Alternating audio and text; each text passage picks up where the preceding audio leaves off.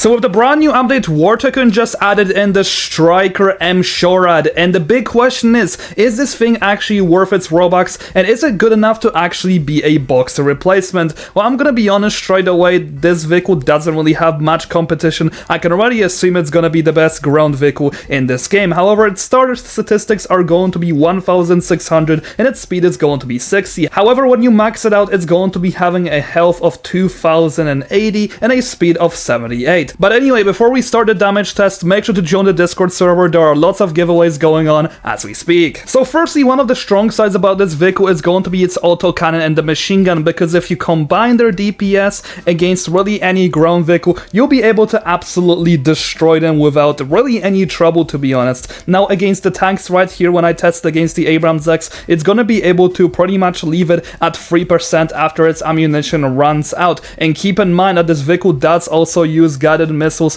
as a support DPS. So overall, this main cannon is definitely going to be really strong in terms of taking down both tanks and ground vehicles. However, its performance against the F-35 seems to be pretty standard, maybe just slightly above average, and the same results can also be replicated against the Mi-24 Super Hind. Now the next thing which I'm going to be testing are going to be the Stinger missiles, and the first and probably one of the most important things is going to be the lock-on range, which will be roughly sitting at around 2500 stats, which is definitely above average since most vehicles do have a lock-on range of 2000 stats in this game. Now in terms of the damage against the F-35, it will be pretty decent per shot. It will be able to do around 25% on average-ish. However, it will not be able to kill the F-35 after all the 4 missiles. However, keep in mind that this is a vehicle with extremely high health, so most other planes will probably be dying to this on average. Plus, you also have the guided missile to combine your damage with. So this vehicle is definitely really good in terms of its versatility, and you can also see its damage against the Mi-24 Super Hind. It's once again not gonna be able to kill it.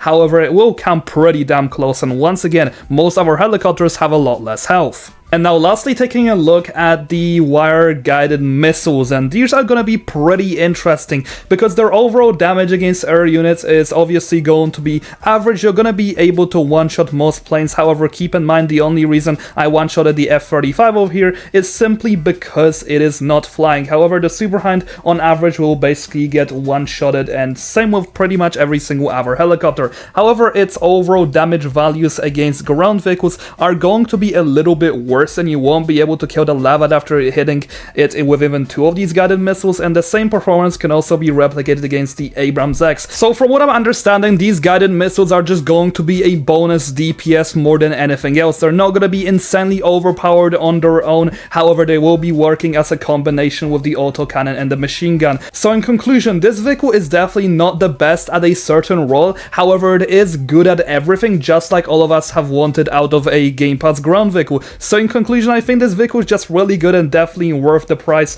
that they're probably going to be charging for it. Anyway, that's basically all I have for you guys in today's video. Let me know in the comment section down below what you think about this brand new vehicle, and I will be recording a lot more damage test videos today, so make sure to stay notified.